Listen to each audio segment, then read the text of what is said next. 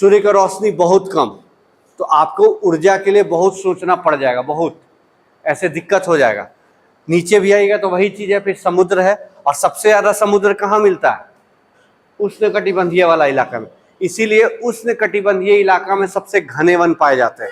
Amazon, Brazil ये सब आसपास है, देखिए वहाँ। हमारे पास ये अंडमान निकोबार बहुत घना है, सदाबहार वन है, क्योंकि यहाँ पे क्या है, पानी अच्छा खासा होगा, क्योंकि उष्णकटिबंधीय निरंतर क्या होगा, जलवाष्प की क्रिया होती रहेगी, जल चक्र की क्रिया होगी, तो यहाँ पे बारिश भी होगा, जितना तापमान चाहिए उसको मिल जाएगा। तो इसीलिए सबसे ज्यादा घना वन यही आसपास पाया जाता है। अब भारत कुछ इस तरह से है ना, तो आधा किस में है, आधा शीतोष्ण और आधा उष्णकटिबंधीय, इसलिए भारत पर सारा का सारा है। ये आपका अंडमान निकोबार यहाँ है, देखिए पूरा किस में आ गया, उष्णकटिबंधीय में। इसलिए उष्णकटिबंधीय एरिया को देखिए, दक्षिण भारत, दक्षिण भारत में सामान्यतः एक ही जैसा टेम्परेचर रहता है, नहीं बदलता, बहुत कम। आप मुंबई चल जाइए, मुंबई है यहाँ पे, वो भी वही आसपास है। आप देखिए वहाँ स्वेटर नहीं पहनता कोई, नहीं ना पहनता है, कम पहनता है, या पहनता भी तो कम। तमिलनाडु चलिए वही रहेगा। बेंगलोर का वेदर बोल जाता बहुत अच्छा है, क्योंकि वहाँ चेंजेस बहुत कम होते हैं। हाँ बारिश होगा, बारिश में तो कोई संभावना है, लेकिन उत्तर भारत के अकॉर्डिंग देखिए, अभी उत्तर भारत में आग से झुलस रहा है ना, 50 डिग्री पार हो रहा है। फिर जब ठंडा आएगा तो सबसे ज़्यादा ठंडा इधर ही पड़ता है, क्योंकि ये सूर्य से एक तो वंचित भी हो जाता है, और कभी कभी क्योंकि अभी पृथ्वी क्या हो गया, हम लोग जो गोलार्ध में है वो सूर्य के सामने आ गया, गर्मी का समय है। क्योंकि बताए भी थे, पृथ्वी या किसी भी ग्रह का कैसा होता है पथ, परवलयाकार यानी दीर्घवृत्ताकार। तो जब दूर रहिएगा तो थोड़ा ठंडा, जब नजदीक आ गए तो गर्मी होगा। लेकिन पृथ्वी चूंकि घूमते भी जा रहा है, तो जो जो उसके सामने आएगा, और दूसरा झुका हुआ भी है 23 डिग्री अक्षांश पे, तो जैसे जो जिसके सामने आएगा उस अनुसार सारा काम होता है, ठीक है।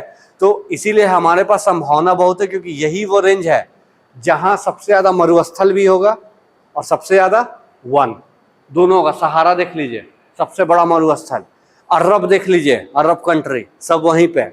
एक दो एक्सेप्शन केस हो सकता है, जैसे भारत है, था, ठीक है, लेकिन वो किसका पार्ट है, इसी का पार्ट है, सहारा ही का पार्ट है।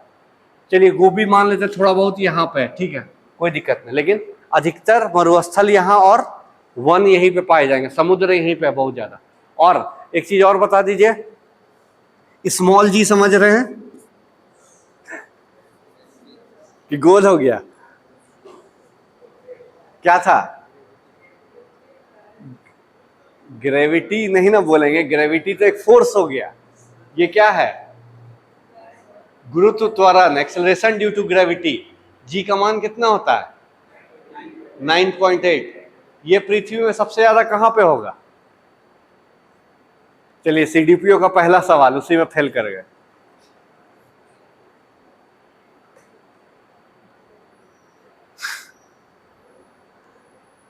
लिखवाए थे हम कि नहीं लिखवाए थे? बताए भी थे कैसे हुआ कैसे नहीं हुआ। अरे पोल पे सबसे ज्यादा ना होता है, और न्यूनतम किस में होगा? वहां तो 0 हो जाएगा। विषुवत रेखा पे सबसे अधिकतम यहाँ, न्यूनतम इसमें। और अगर 0 का बात करेंगे तब सेंटर पे होगा, पृथ्वी के केंद्र में। और अगर h इस डिस्टेंस ऊपर गया तो भी घटेगा, h गहराई नीचे गया तो भी घटेगा। तो ये सब याद कीजिए। ये भी हम समझाए थे कि अगर कोई व्यक्ति ध्रुव से किधर आ रहा है, विषुवत रेखा की तरफ बढ़ रहा है, तो जी के मान में क्या होगा? परिवर्तन होगा, वो घटते जाएगा। इसलिए उसका द्रव्यमान क्या होगा? द्रव्यमान नहीं, भार क्या होगा? घटेगा, क्योंकि जी का मान क्या हो गया? घटने लगा। इतना कॉन्सेप्ट में तो फिर भी कंफ्यूज कर जा रहे हैं। थोड़ा थोड़ा याद रखिए, ये जी क्या होता है? इसका मान आगे 6.67 10⁻⁻7 -11 न्यूटन, ये यूनिट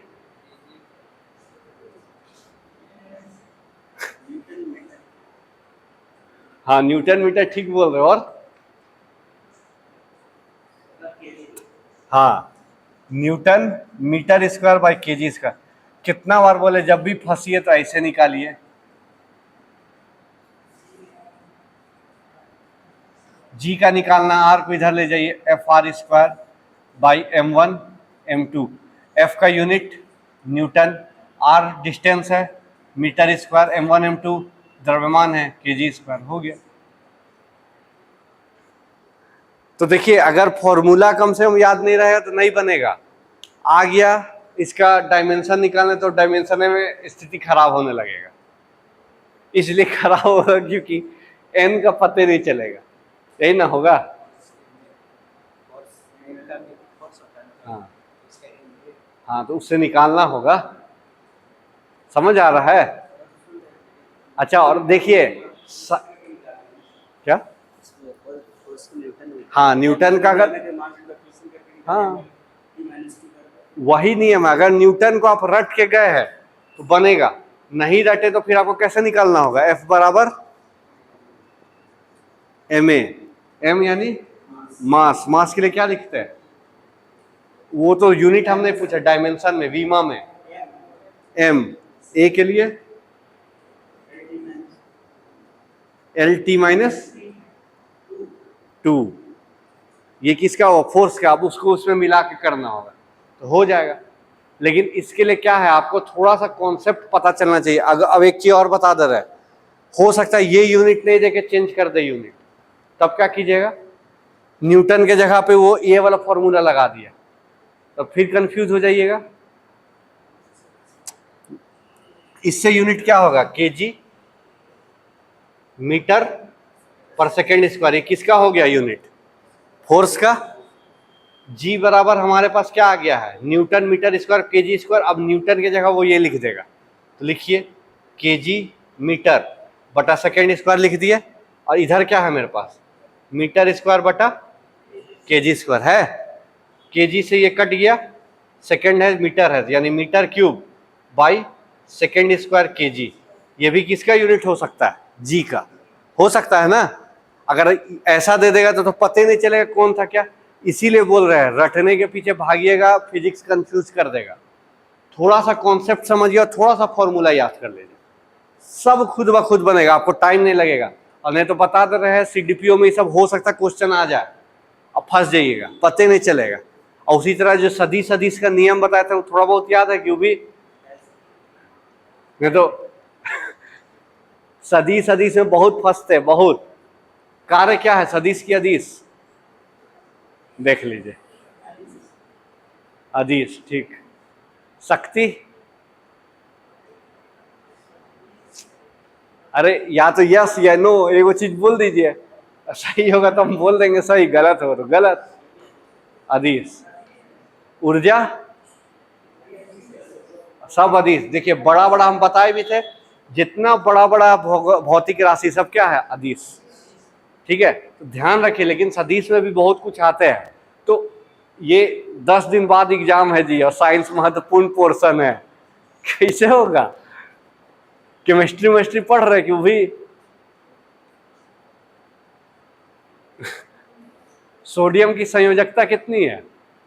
वैलेंसी 1। वो तो पूरा बोल दिए ना, 1। वैलेंसी 1 है, एक उसको दे के वो स्टेबल हो सकता है, अस्थायित्व को प्राप्त कर सकता है। क्लोरीन का 1, कैसे? 287 है, एक लेके वो। तो इसे पढ़े कि नहीं? अच्छा ठीक है, कंप्लीट होने दे तब फिर हम उस पर आएंगे। ठीक है, अभी तो पहले इसी से फुर्सतें नहीं मिल रहा है। देख रहे कितना बड़ा चीज है। अब चूंकि बाद भी इसलिए है क्योंकि क्या है, अफसर बनाना है, तो अफसर ऐसा ही बना देगा JPSC, नहीं ना?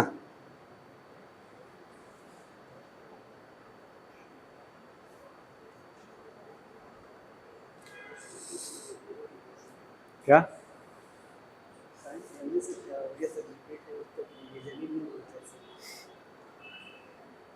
देखिए करना तो पड़ेगा ही ना, कोई उपाय नहीं ना है। आप नहीं कीजिए, दूसरा जन बाजी मार के निकल जाएगा। तो इसीलिए अगर आपको उसमें अपना व्यवस्था करना है, करना तो चाहे 10 दिन बचे चाहे 1 दिन बचे। हाँ, लेकिन ये ऐसा चीज होता है कि बहुत बार आप लगेगा आपको याद है, लेकिन वहां जाके भूल जाएगा। और खास कर करंट अफेयर्स, जब 4 नाम एक ही जैसा आएगा ना, तो आप कंफ्यूज कर जाएगा, अरे कौन था कौन था, ये था, गलत मरा जाता है बहुत बार। इसीलिए कुछ कुछ को तो खैर रटना ही पड़ेगा, कोई उपाय नहीं है, लेकिन कुछ कुछ साइंस इसलिए हम बोले कॉन्सेप्ट से सीखिए, कभी नहीं कंफ्यूजन होगा, कभी नहीं। और जहां कॉन्सेप्ट से नहीं सीखे तो फिर दिक्कत हो जाएगा। ठीक है, चलिए हम लोग आगे बढ़ते हैं। क्या लिखे रहता, महासागर ही है ना, ये लिखे थे ना, आधुनिक समय में महासागर ऊर्जा उत्पादन का स्रोत बन गए। ठीक है, क्योंकि आजकल महासागर से भी हम लोग क्या कर रहे हैं, ऊर्जा प्राप्त कर रहे हैं। सूर्य की गर्मी से, हाँ आगे कंटिन्यू कर दीजिए। सूर्य की गर्मी से थर्मल ऊर्जा यानी उष्मा ऊर्जा, सूर्य की गर्मी से थर्मल ऊर्जा, उष्मा ऊर्जा,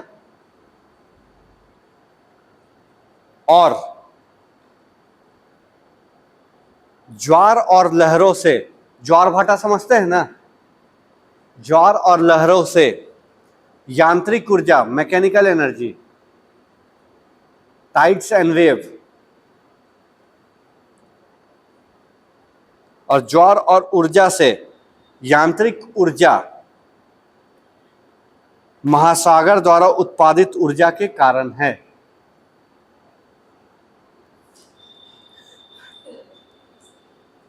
सूर्य की गर्मी से थर्मल ऊर्जा यानी उष्मा ऊर्जा, और ज्वार और लहरों से, ज्वार और लहरों से, टाइड्स एंड वेव से, ज्वार और लहरों से यांत्रिक ऊर्जा, यांत्रिक ऊर्जा महासागर द्वारा, यांत्रिक ऊर्जा महासागर द्वारा उत्पादित ऊर्जा का कारण है। महासागर द्वारा उत्पादित ऊर्जा का कारण है। ठीक है, यानी देखिए महासागर से ऊर्जा निकाल रहे तो किस बेसिस पे निकाल रहे हैं, तो एक सूर्य की गर्मी पड़ी, ठीक है, तो लेयर लेयर वाइज गर्म होगा, तो जो ऊपर लेयर गर्म हो गया नीचे तो नहीं गर्म हुआ, हम पहले ही बताया दोनों का टेम्परेचर डिफरेंस से हम लोग ऊर्जा निकालेंगे। एक तो वो हो गया, दूसरा सूर्य का पानी अगर गर्म हुआ तो उस पानी का अगर हम उपयोग कर लिए, वही उष्मा ऊर्जा का बात हुआ। अगर हम महासागर में सोलर पैनल बैठा दिए, उष्मा ऊर्जा हो गया। और जो ज्वार होगा, तरंग होगा, वो किसका उदाहरण होगा, यांत्रिक। आप नाव चला रहे तो किसका उदाहरण है, यांत्रिक ऊर्जा का, है ना, यांत्रिक ऊर्जा का उदाहरण है। उस यांत्रिक ऊर्जा का उपयोग अगर हम कर ले तो हमारा काम बन जाएगा, क्योंकि टरबाइन क्या करता है, यांत्रिक ऊर्जा को किस में बदलेगा, विद्युत ऊर्जा में। यांत्रिक ऊर्जा को विद्युत ऊर्जा, जैसे आप जनरेटर को घुमाते तो हाथ से ताकत लगाए, यांत्रिक काम किए, मांसपेशीय काम किए, तो जनरेटर चला, जनरेटर चल के आपको मिला क्या, विद्युत। तो टरबाइन चलेगा तो मिलेगा क्या, विद्युत। अब टरबाइन चलाने के 2-3 कारण है। एक, आप हाथ से घुमाते रहिए, कब तक घूमेगा, और वो उतना आसान तो है नहीं, तो एक उससे यांत्रिक घुमा सकते हैं। दूसरा, आप पानी गिराइए ऊपर से तो देखिए अपने आप क्या होगा, घूमने लगेगा, घुमा, यांत्रिक कार्य हो गया। तीसरा, ये समुद्र का अगर धारा आ रहा है उसका आप उपयोग करके पानी उसको टरबाइन को घुमा, सब यांत्रिक ऊर्जा है। तो आप जैसे भी घुमा दीजिए, बस हमको घूमने से मतलब। पवन चक्की कैसे घूम जा रहा है, हवा से, हवा ऊर्जा यानी हवा से क्या हुआ, उसमें यांत्रिक ऊर्जा हुआ, यांत्रिक ऊर्जा टरबाइन में घुमा, टरबाइन से फिर हम लोग को विद्युत ऊर्जा मिल गया, काम हो गया मेरा। यही चीज है। तो चलाना आपको, घुमाना आपको। जैसे बाहुबली वाला जो एग्जाम्पल हम बोले, वो क्यों बोले थे, वो क्या, जो घूम रहा है उसका चक्का, वो क्या हो गया, यांत्रिक ऊर्जा। आगे वो भी जो वो लगाया था, क्या बोलते हैं उसको, जो काटने के लिए जो लगाया था, समझ रहे ना, चक्र टाइप का, वो भी यांत्रिक ऊर्जा था। उसको चलाने के लिए किसका उपयोग कर दिया था, यांत्रिके का कर दिया था। जानवर दौड़ा दौड़ा, यांत्रिक ऊर्जा लगा, यांत्रिक को फिर यांत्रिके में लगे, लेकिन यांत्रिक को उसमें हम लोग बोल सकते हैं गतिज ऊर्जा। गति था तो वो घूम के काटने लगा, तो यांत्रिक गतिज में हो गया। और अगर ऐसे देखे तो वो भी यांत्रिक ऊर्जा काम कर रहा है, क्योंकि सब यांत्रिकी ऊर्जा का पार्ट है। तो ये सब डिपेंड करता। तो हम लोग समुद्र से उष्मा ऊर्जा का उपयोग भी कर सकते हैं, ज्वारीय ऊर्जा का भी, और एक तरंग ऊर्जा। तरंग निरंतर उड़ते रहता है, उसमें ज्वार भाटा एक समय पे आते रहता है। जैसे हमारा गुजरात का कांदला बंदरगाह क्या है, ज्वारीय बंदरगाह है, जहाँ हम लोग को प्रेशर नहीं लगाना पड़ता, खुद समुद्र का ही पानी से हम लोग आ जाते तो क्या हुआ, ये ऊर्जा का बचत हुआ ना, बस वही चीज है। ठीक है, तो यही लिखे सूर्य की गर्मी से थर्मल यानी उष्मा ऊर्जा और ज्वार और लहरों से। देखिए ज्वार और लहर अलग अलग चीज है। ठीक है, ज्वार टाइड जो उस किसके चलते हो रहा है, चंद्रमा का गुरुत्वाकर्षण के कारण, जो एक खास समय पे आएगा। और लहर खुद हवा का माध्यम से भी चलता है। देखे ना तालाब में भी क्या होता, तरंग उठता है ना, उसको ज्वार नहीं ना बोलेंगे। तो तरंग अलग ज्वार अलग, याद रखिएगा।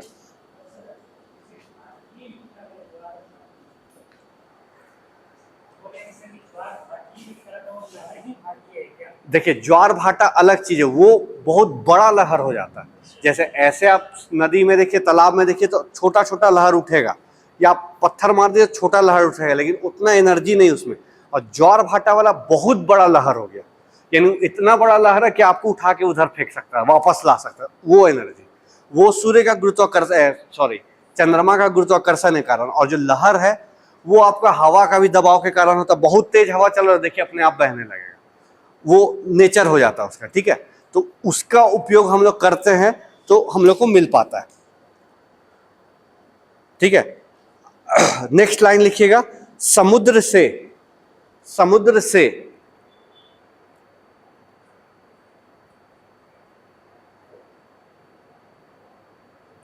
समुद्र से बिजली प्राप्त करने के 3 रूप हैं, या ऊर्जा उत्पादन के 3 रूप है, एक ही चीज है।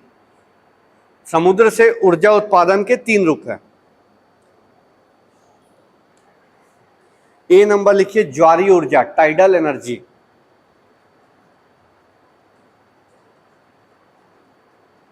ज्वारीय ऊर्जा, टाइडल एनर्जी।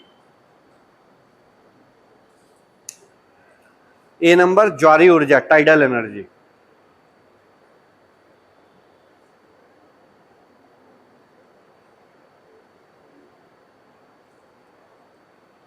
डैश देखिए, इसमें लिखिए, चंद्रमा के गुरुत्वाकर्षण पुल यानी खिंचाव, पुल यानी खिंचाव, ग्रेविटेशनल पुल बोलते हैं ना, तो गुरुत्वाकर्षण खिंचाव। चंद्रमा के गुरुत्वाकर्षण पुल मुख्य रूप से, मुख्य रूप से, हाँ पुल या खिंचाव बोल सकते हैं, गुरुत्वाकर्षण खिंचाव या गुरुत्वाकर्षण शक्ति भी बोल सकते हैं। चंद्रमा के गुरुत्वाकर्षण पुल या खिंचाव मुख्य रूप से महासागर में, मुख्य रूप से महासागर में ज्वार के लिए जिम्मेदार है।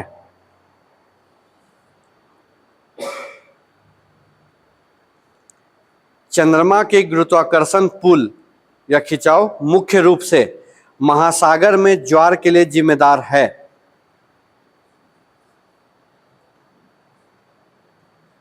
ठीक है, फुल स्टॉप, आगे लिखिएगा, इसमें एक जलाशय, इसमें एक जलाशय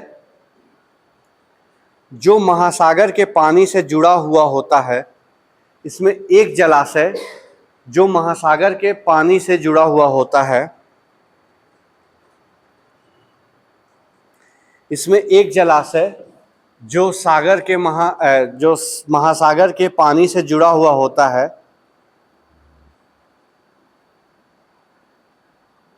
जल स्तर के,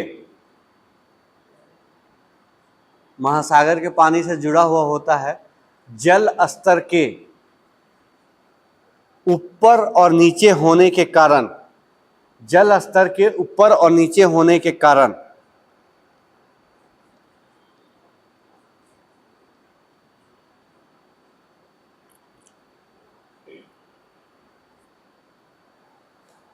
स्तर में ऊपर नीचे होने के कारण पानी के जलाशय में उतार चढ़ाव होता रहता है, या उतार चढ़ाव शुरू हो जाता है।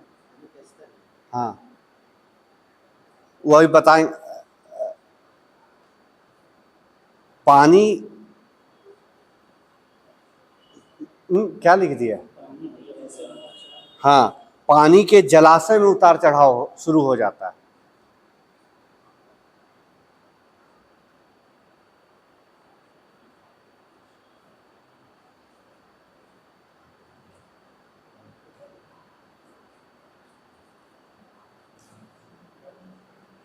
यह या तो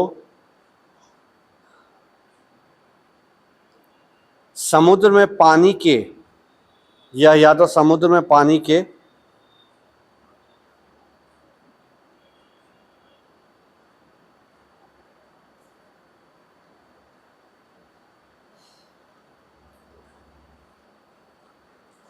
चढ़ाव के कारण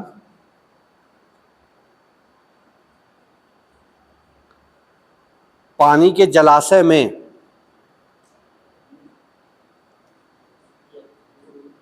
या समुद्र में या महासागर में जल के ये बोलिए क्या लिखे है? बोलिए बोलिए बोलिए। हाँ वही तो बोले, चढ़ाव के कारण पानी के जलाशय में। देखिए इसको जब बताएंगे ना तब समझ में आएगा, अभी आपको समझे में नहीं आ रहा लिख क्या रहा है क्या हो रहा है, ठीक है, इसलिए लिख लीजिए। लिखे कहाँ तक लिखे? नहीं वो पानी के जलाशय तक हो गया ना। पानी के जलाशय में प्रवेश करने से उसके स्तर में चढ़ाव होता है, उसके स्तर में चढ़ाव होता है।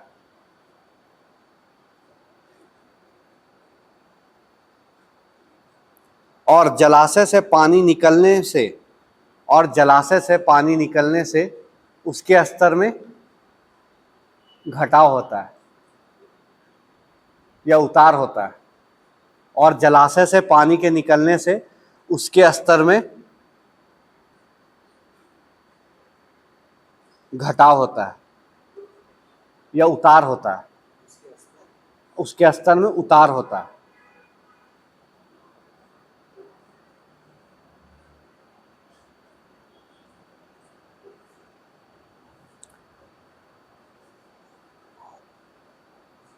ठीक है, यदि दोनों प्रक्रियाओं के दौरान यदि दोनों प्रक्रियाओं के दौरान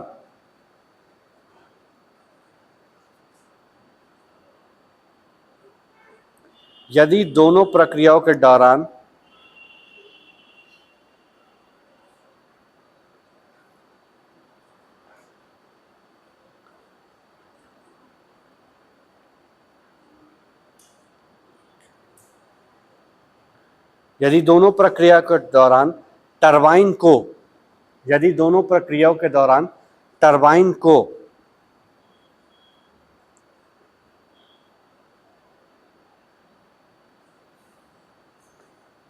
इस तरह व्यवस्थित कर दे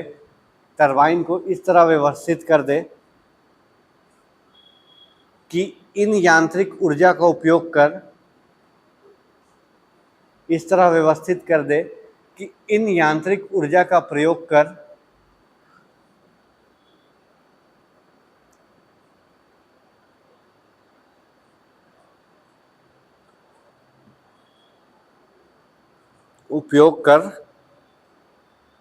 इस यांत्रिक ऊर्जा का उपयोग कर टरबाइन उसे विद्युत ऊर्जा में बदल दे।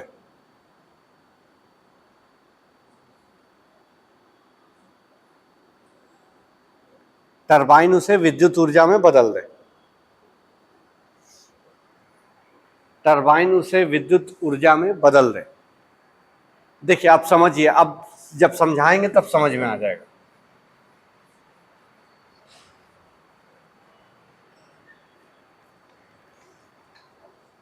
देखिए ज्वार भाटा समझ रहे, आता है बड़ा बड़ा लहरें, समुद्र वो निरंतर होते रहता है। तो अभी क्या किया, जैसे ये समुद्र है, ठीक, अब एक पानी का जलाशय हम लोग बनाए जो समुद्र के पानी से जुड़ा हुआ होगा। मान लीजिए यहाँ पे हम कोई जलाशय बना दिए जो पानी से जुड़ा हुआ है। अब इसमें क्या करेंगे, जब लहरें आएंगी यानी ज्वार आया तो क्या हुआ, इस जलाशय में पानी का स्तर बढ़ा ना, और फिर जैसे वापस गया पानी का स्तर घट गया। तो इस जलाशय में हम क्या करेंगे, टरबाइन बैठा देंगे। टरबाइन बैठा, जैसे पानी आया टरबाइन घूमा, जैसे पानी गया टरबाइन फिर घूमा। तो क्या हुआ, यांत्रिक ऊर्जा का उपयोग टरबाइन में हुआ, टरबाइन उसको बदल के विद्युत ऊर्जा में कर देगा। बस यही चीज है। एक इसमें है कि हम उसके साथ जोड़ दिए हैं, जैसे आएगा वो ज्वार भाटा, ये क्या करेगा, पानी का लेवल एक बार ऊपर जाएगा, एक बार नीचे जाएगा, फिर हम टरबाइन को घुमाते रहेंगे। ठीक है, ये कंडीशन इसके लिए है। और उसी तरह अभी 3 रूप लिखे हैं ना, तो एक रूप ऐसे हो गया कि जब उसका ज्वार आएगा तो हम एक जलाशय को समुद्र से जोड़े हैं, जैसे ज्वार आया तो जलाशय से क्या हुआ, जलाशय में जल का स्तर बढ़ा, और जैसे ज्वार वापस गया जलाशय का स्तर घट गया। तो वो जो घटना और बढ़ने के कारण जो यांत्रिक ऊर्जा उत्पन्न हुआ, उसका उपयोग हम कहाँ कर देंगे, टरबाइन घुमाने में। टरबाइन घुमा, हम लोग को विद्युत मिल गया। तो एक ये हुआ, आया समझ? नहीं तो आप लोग इसको ऐसे देखिएगा, देखिए ऐसे प्रैक्टिकली जब तक देखिएगा नहीं, लेकिन समझ आ रहा ना हम क्या, जैसे मान लीजिए समुद्र है, समुद्र का आप जो बीच होता है ना, यानी जो किनारा, किनारा पे देखिएगा बहुत बार लहर आता है तो बहुत ज्यादा पानी हो जाता है, फिर जाता है तो एकदम जमीन हो जाता है। बस वही चीज का उपयोग कर रहे हैं, उसी को हम एक जैसे कमरा जैसा बना दिए, उसमें जलाशय का व्यवस्था कर दिए। तो जब वो आया तो पानी का लेवल बढ़ गया, जैसे हो गया फिर पानी का लेवल कम हो गया, तो वो जो कम और बेसी पानी का हो रहा, उसी से हम टरबाइन को घुमा रहे हैं, और वो टरबाइन को घुमाने से हम लोग को जो विद्युत मिल जा रहा वो काम हो जा रहा है। बस यही चीज काम है। ठीक है, आया समझ? दूसरा लिखिए, तरंग ऊर्जा, वेव एनर्जी। पहला क्या हुआ, ज्वारीय ऊर्जा समुद्र से, अबरी तरंग ऊर्जा, वेव एनर्जी। तरंग ऊर्जा, वेव एनर्जी।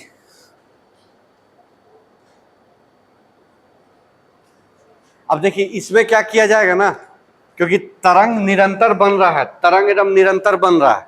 ठीक है, इसमें क्या किया जाएगा, ये समुद्र है, समुद्र के बीचों बीच या जैसा जहां पे जगह मिले वहां पे लाइन से ऐसे ऐसे टरबाइन जोड़ दिया जाता है।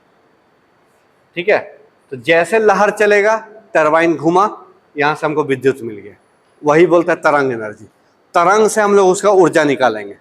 ठीक है, तो वो टरबाइन को घुमाएगा, हमारा काम होते जाएगा। तो लिखिए, इस प्रकार की महासागरीय ऊर्जा उत्पादन में, इस प्रकार की महासागरीय ऊर्जा उत्पादन में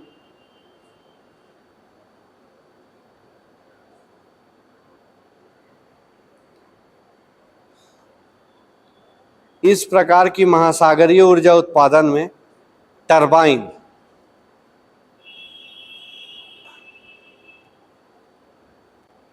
इस प्रकार की महासागरीय ऊर्जा उत्पादन में टरबाइन समुद्र के अंदर स्थापित होते हैं। टरबाइन समुद्र के अंदर स्थापित होते हैं।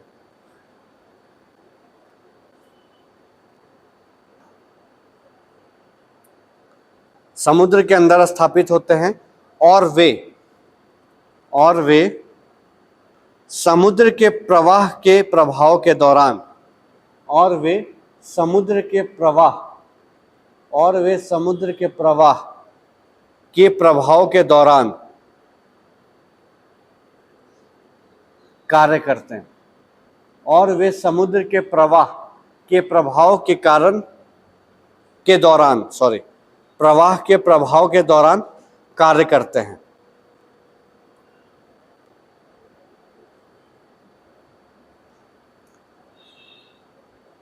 टरबाइन की यह यांत्रिक ऊर्जा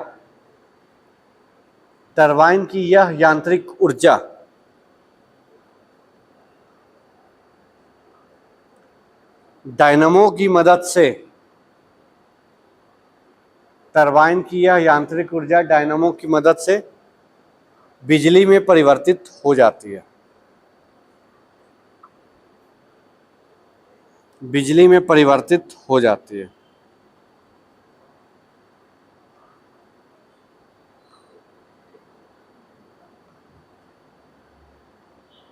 ठीक, तो हमको बिजली मिल गया, जो मेरा काम था वही चीज हो गया। और लास्ट सी नंबर, महासागर थर्मल ऊर्जा, महासागर उष्म ऊर्जा, ओशियन थर्मल एनर्जी, महासागरीय थर्मल ऊर्जा। थर्मल को उष्मा ऊर्जा भी बोलते हैं, तो महासागर उष्मा ऊर्जा।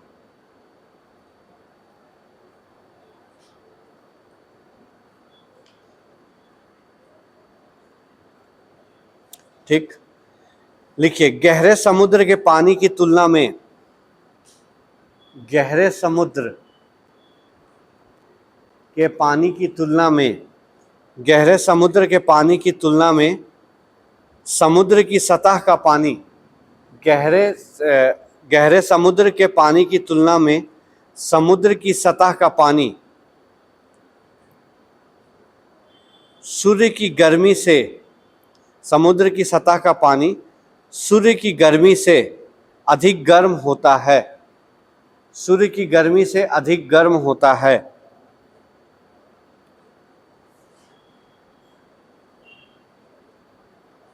तापमान के इस अंतर से थर्मल ऊर्जा पैदा होती है।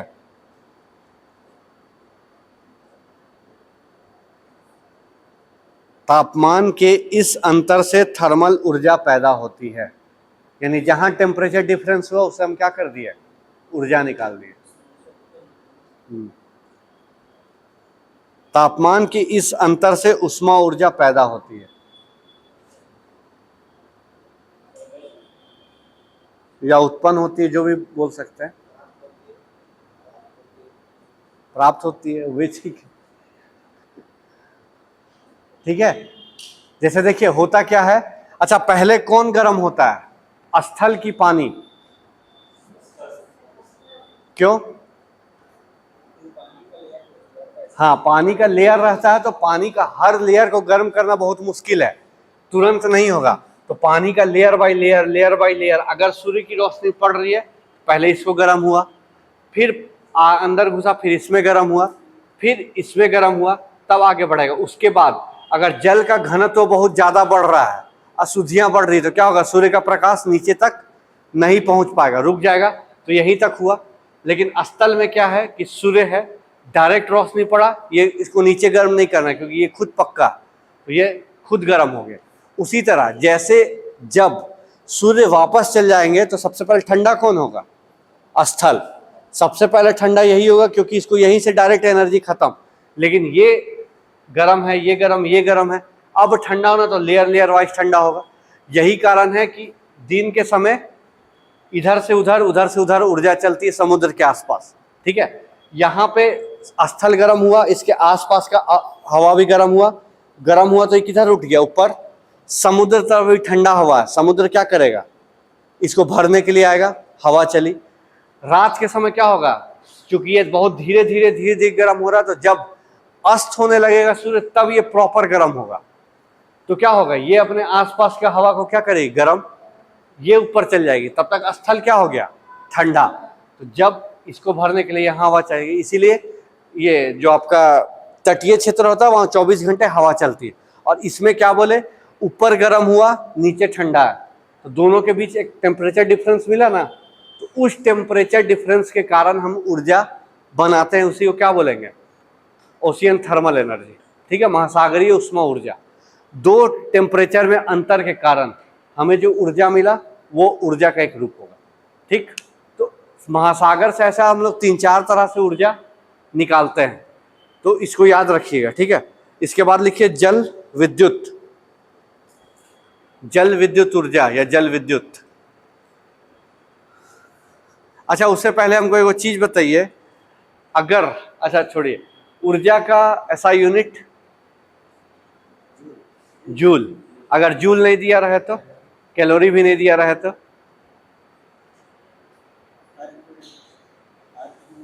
अर्ग भी नहीं है, चलिए हम इसका फॉर्मूला बताया था निकालने का। कौन कौन ऊर्जा प्रत्यक्ष रूप से देख सकते हैं,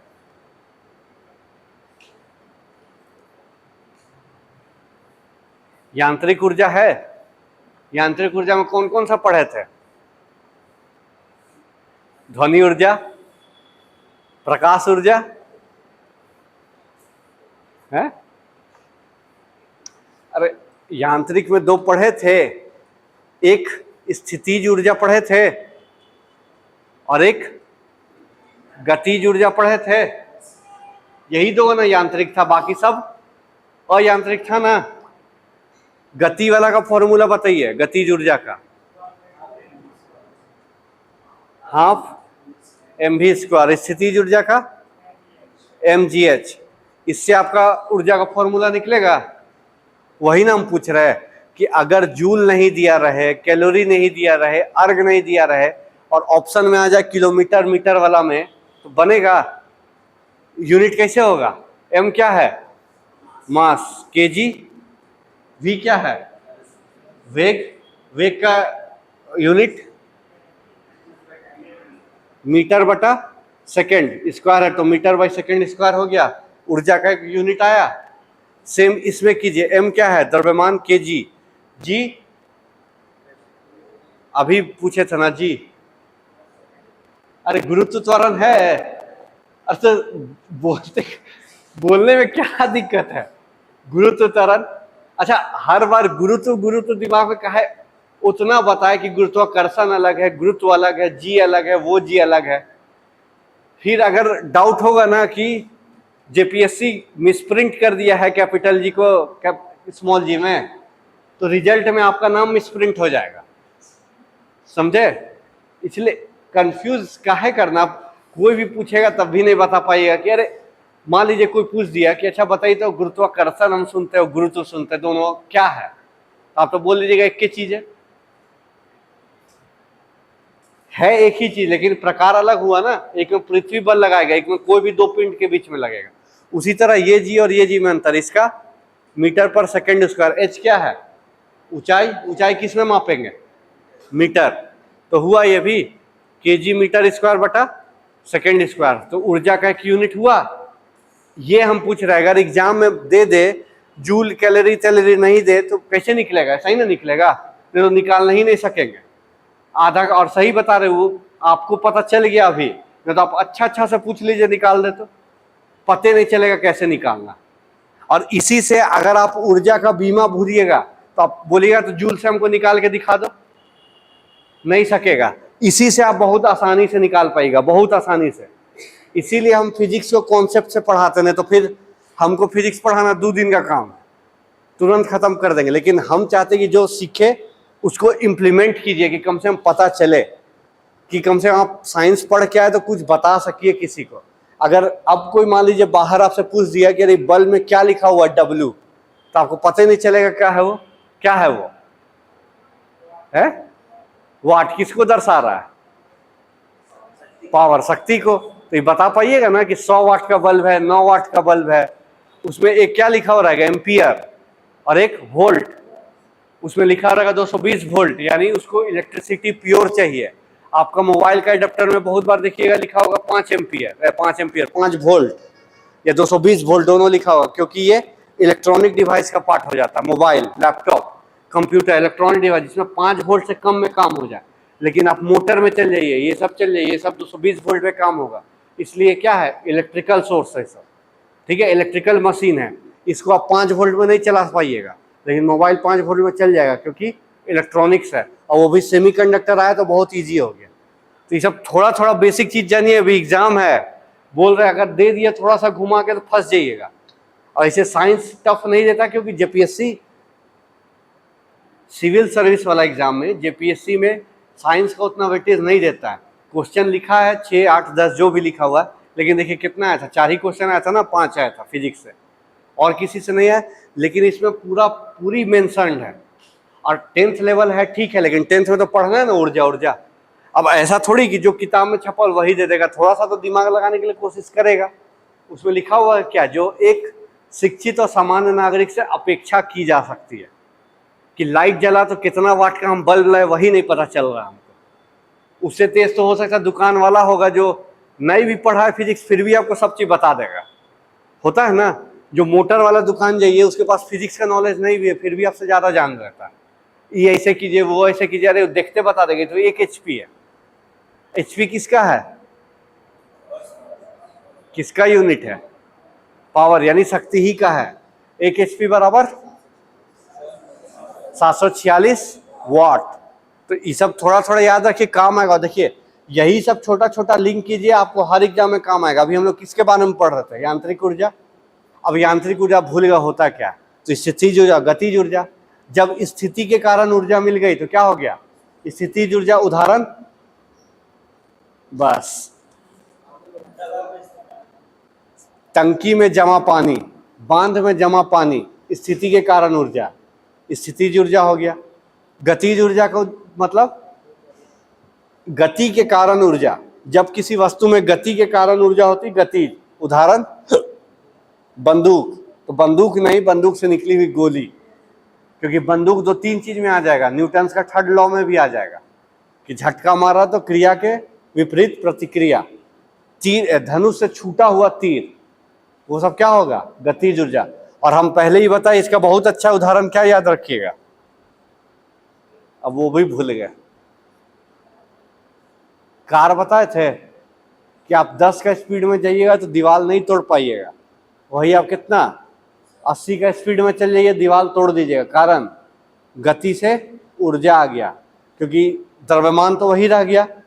मान लीजिए हम चला रहे फॉर्च्यूनर, ठीक, फॉर्च्यूनर का द्रव्यमान जितना है, मान लीजिए 100 किलो, 100 तो बहुत कम है बोल दिए, 300 किलो 400 किलो मान लीजिए, ठीक, द्रव्यमान तो वही है।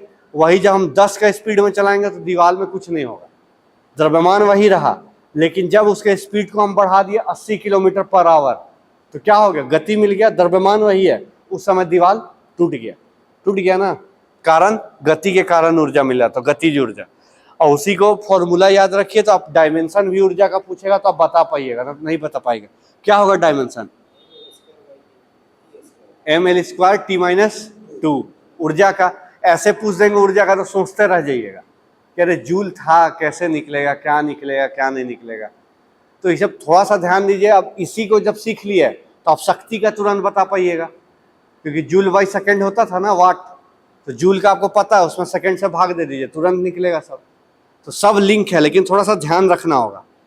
अब आइए जल विद्युत, जल विद्युत भी बताए हैं। अगर जल का हम बार बार उपयोग कर रहे हैं, सिर्फ क्या उसका गतिज ऊर्जा, स्थितिज ऊर्जा से हम लोग, यानी यांत्रिक ऊर्जा से टरबाइन को घुमाए, फिर विद्युत हम लोग को मिल गया। जल विद्युत, hydro electric power, hydro electric power इसी को बोलते हैं, हाइड्रो इलेक्ट्रिसिटी या hydro power. Hydro electric power या जल विद्युत, हाइड्रो इलेक्ट्रिक पावर या जल विद्युत वह विद्युत है, वह विद्युत है, वह विद्युत है जो जल प्रवाह के, वह विद्युत है जो जल प्रवाह के, जल प्रवाह यानी जल का बहना, वह विद्युत है जो जल प्रवाह के अभिग्रहण के बाद उत्पन्न होता है, जो जल प्रवाह के अभिग्रहण के बाद उत्पन्न होता है।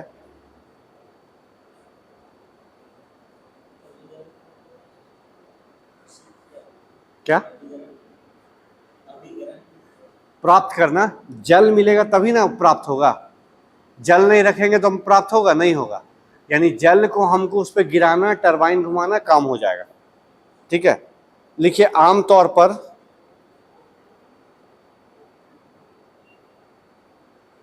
जल विद्युत ऊर्जा, आमतौर पर जल विद्युत ऊर्जा षड्यंत्र, जल विद्युत ऊर्जा षड्यंत्र, षड्यंत्र जलाशय में, जलाशय में, जलाशय यानी डैम उम जो भी समझ लीजिए, जलाशय में जल भंडारण के लिए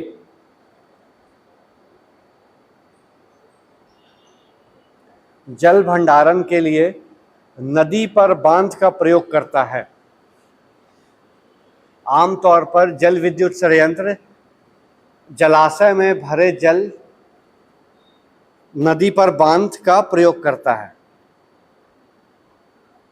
जलाशय में भरे जल या नदी पे बांध का प्रयोग करता है। ठीक है, एक फिल्म था स्वदेश, देखे हैं, देखिएगा, उसमें वो बनाता है बिजली, देखे है ना, वो पानी को जमा करता है ऊंचा स्थान पे, पाइप के द्वारा उसको लाने का कोशिश करता है और टरबाइन रखता है। जितना तेज पानी आएगा, टरबाइन घुमा, आपको विद्युत मिलना स्टार्ट हो जाएगा। तो वही चीज है यहाँ कि जब विद्युत षड्यंत्र होगा, वो क्या करेगा, किसी जलाशय में जल का उपयोग करेगा या नदी पे जो बांध बनेगा उसके पानी का उपयोग करेगा। ठीक है, फिर इसी में देख लीजिए बाहुबली देखे हैं। बाहुबली में एक जो आक्रमण होता है वो क्या करता, बांध को तोड़ता है, तो क्या होता, पानी उसमें जमा था, स्थितिज ऊर्जा, स्थिति के कारण बहुत तेज ऊर्जा है, जैसे बांध का गेट टूटा क्या हो गया, जितना था सब उड़ गया, ऊर्जा के कारण जो था उसका काम हो गया। यही चीज होता है। ठीक है, जैसे आप ऐसे भी देख लीजिए, जब बांध बना, बांध का गेट बंद है तो सारा पानी जमा है, जैसे बांध का गेट खुलता है कितना तेज जाता है, देखे ना कि जो भी बीच में आता उड़ा देता है। तो वही चीज है, स्थिति के कारण ऊर्जा आ गई, स्थितिज ऊर्जा, उसी का उपयोग इसमें हम लोग करते हैं। ठीक है, लिखिए जलाशय से प्रवाहित जल, जलाशय से प्रवाहित जल, जलाशय से प्रवाहित जल टरबाइन से होकर गुजरता है। जलाशय से प्रवाहित जल टरबाइन से होकर गुजरता है।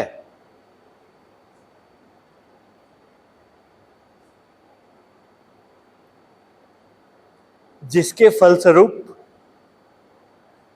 जलाशय से प्रवाहित जल टरबाइन से होकर गुजरता है, जिसके फलस्वरूप टरबाइन का घूर्णन होता है, रोटेशन होता है। टरबाइन का घूर्णन होता है, जिसके द्वारा, टरबाइन का घूर्णन होता है जिसके द्वारा उत्पन्न यांत्रिक ऊर्जा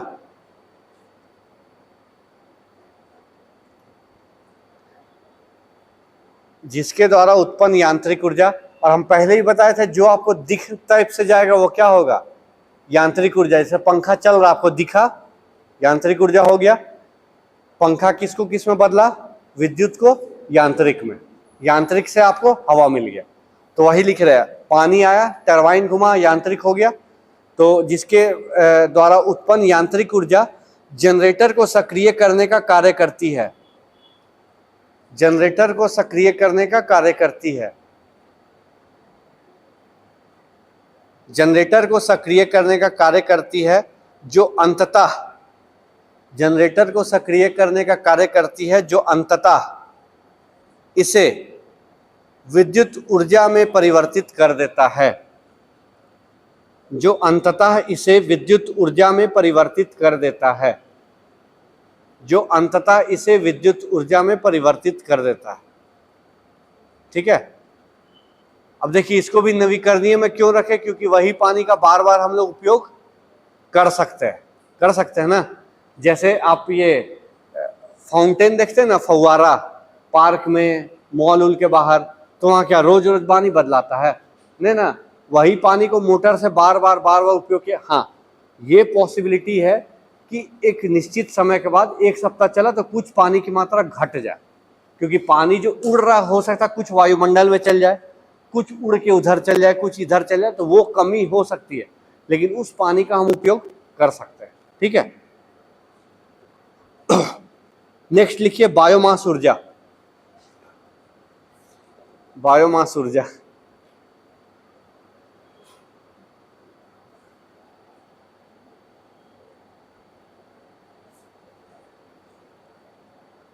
बायोमास ऊर्जा, बायोमास एनर्जी, इसके अंतर्गत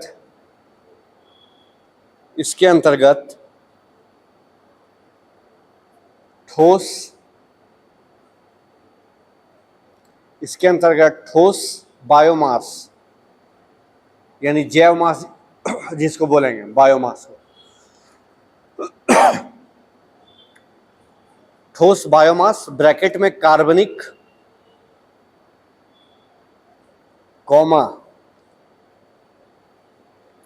जैविक मूल के गैर जीवाश्म पदार्थ, जैविक मूल के गैर जीवाश्म पदार्थ,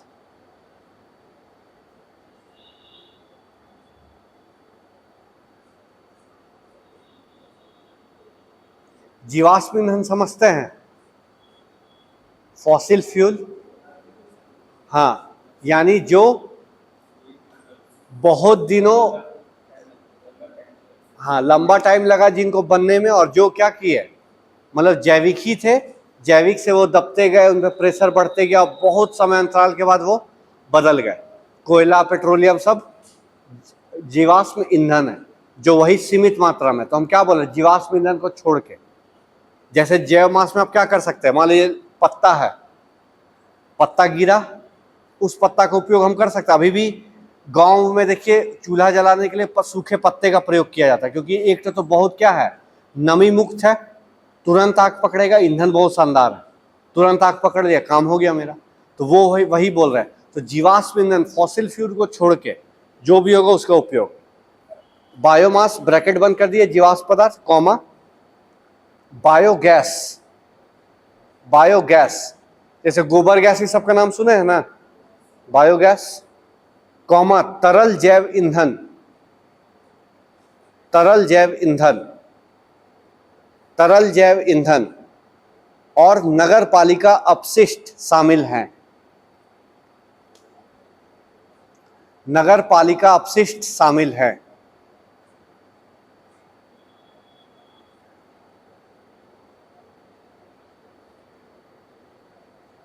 क्योंकि इसको हम लोग नवीकरणीय में क्यों रख रहे हैं, क्योंकि जब तक पेड़ पौधा है हमें सूखा पत्ता प्राप्त हो जाएगा, पेड़ पौधा है लकड़ी हमें प्राप्त हो जाएगी, उसको खाली हमको नवीकरणीय करना होगा, यानी काटे तो पेड़ लगा दे। उसके बाद कचरा उत्पादन कम होगा, अभी कचरा निकलेगा ही निकलेगा, वही कचरा अपशिष्ट पदार्थ हो गया, उसका उपयोग हम लोग ऊर्जा के रूप में कर लेंगे। उसके बाद बायोगैस, गोबर गैस सुने हैं, गोबर गैस प्लांट लगता है, वो भी खत्म होना मुश्किल है। जब तक पशु है तब तक प्लांट है, पशु नहीं रहेंगे तब प्लांट नहीं होता, नवीकरणीय। और लास्ट इसमें लिखिए हाइड्रोजन ऊर्जा।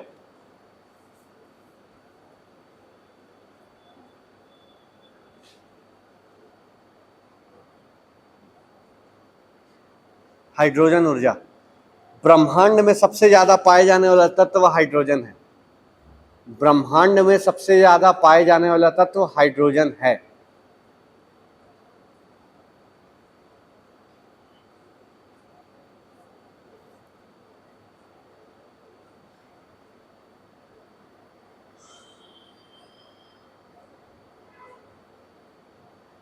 हाइड्रोजन ग्रीन एनर्जी का एक अच्छा स्रोत है। हाइड्रोजन ग्रीन एनर्जी का एक अच्छा स्रोत है।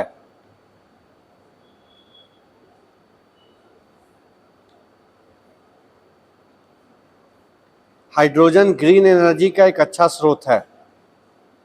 इसके अंतर्गत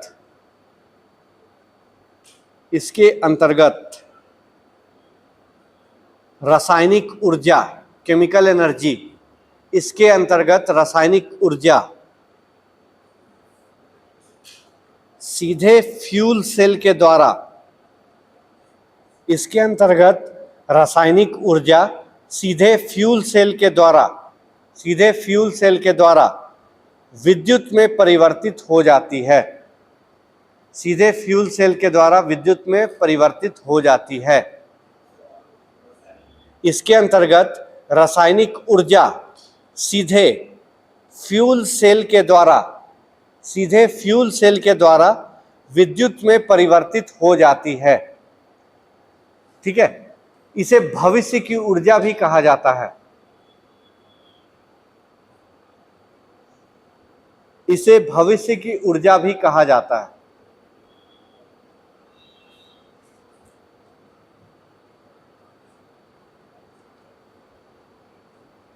ठीक है, भविष्य की ऊर्जा हाइड्रोजन को बोला जाता है। देखिए हाइड्रोजन का 2-3 चीज है। एक, ये बहुत सारे पौधों के छालों में पाई जाती है। ठीक है, उसे हाइड्रोकार्बन्स बन के उसका ऊर्जा निकाला जा रहा है। वही हाइड्रोकार्बन्स का हम लोग उपयोग करेंगे बाद में। ग्रीन हाइड्रोजन इसी सब पे बोला जाता है। और दूसरा, हाइड्रोजन आपको पता है सूर्य में ऊर्जा का स्रोत क्या है, हाइड्रोजन। हाइड्रोजन में क्या हो रहा है, नाभिकीय संलयन के कारण हमें ऊर्जा मिला। और देख लीजिए बहुत शानदार ऊर्जा। लेकिन नाभिकीय संलयन अपने में बहुत खतरनाक है। उस दिन बताया था अगर चेन रिएक्शन हुआ तो क्या हो जाएगा, पूरा वायुमंडल ध्वस्त हो जाएगा। सारे जितने भी हाइड्रोजन है सब एक दूसरे से चेन बना के इतना ज्यादा ऊर्जा उत्पन्न कर देंगे जो हमारे सहने लायक नहीं होगा, तो वो नुकसानदायक है। लेकिन उसके अलावा भी हाइड्रोजन बहुत रूप में इस्तेमाल किया जा रहा है। इसी को जब हम लोग जैव तकनीकी पढ़ेंगे ना, बायोटेक्नोलॉजी, तब जोड़ेंगे। बहुत सारा पेड़ की छालों से हाइड्रोकार्बन्स मिल रहा है, हाइड्रोकार्बन्स का उपयोग फिर हम लोग हाइड्रोजन ऊर्जा में स्वच्छ ईंधन के रूप में करेंगे। इसलिए हाइड्रोजन को क्या बोला गया, भविष्य की ऊर्जा। और हाइड्रोजन भी ऐसा है कि खत्म नहीं होगा, सफिशिएंट है ना, तो काम हो जाएगा मेरा। क्योंकि ऑक्सीजन है, अगर बहुत कम पड़ेगा तो क्या करेंगे, पानी को तोड़ कर हाइड्रोजन ला सकते हैं, लेकिन उतना मेहनत करने की जरूरत नहीं है, ये हमको सफिशिएंट ऊर्जा दे देगा। तो ये सब क्या हुआ, नवीकरणीय ऊर्जा के कुछ स्रोत हुआ।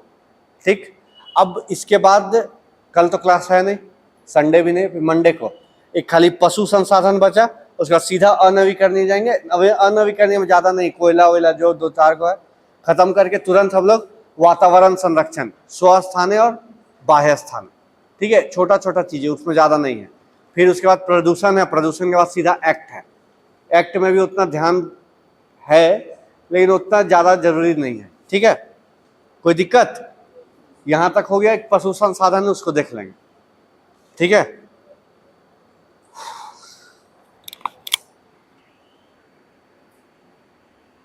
लेकिन थोड़ा थोड़ा पढ़िए, नहीं पढ़िएगा तो याद नहीं होगा, कभी याद नहीं होगा, फिर कंफ्यूज होइएगा। और ऐसे भी बता दें, फिजिक्स में खास करके